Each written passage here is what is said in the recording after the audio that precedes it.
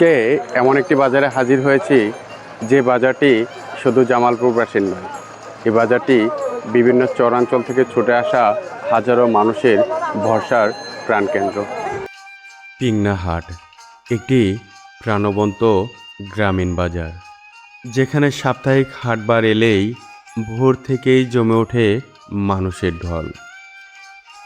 আর এই হাটে একটি বিষয় তারা কখনোই ভুল করেন না, পিংনা হাটের ঐতিহ্যবাহী মিষ্টির সঙ্গে পাউরুটি খাওয়া, যেন এই স্বাদই পিংনা হাটের পরিচয় বহন করে। কেমন আছেন? আল্লাহ খুব ভালো লাগছে। ভালো আছেন। এই যে পিংনা বাজারে আসছিলেন, কোথা থেকে আসছেন? জজিরা দান। হ্যাঁ, জজিরা দান।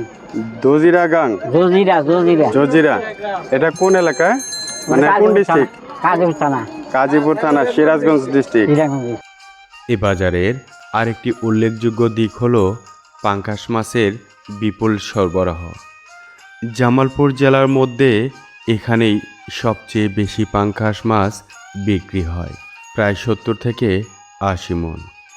মাছের বাজারে প্রাণ চাঞ্চল্য আর দরদামের দৃশ্য তৈরি করে এক ভিন্ন আবহ। বাজার শেষে বাড়ি ফেরার সময় অনেকেই সঙ্গে নিয়ে যান দেশীয় ফলমূল। বিশেষ করে এখন পিংনা বাজারে তরমুজের সরবরাহ, যা ক্রেতাদের দৃষ্টি আকর্ষণ করছে।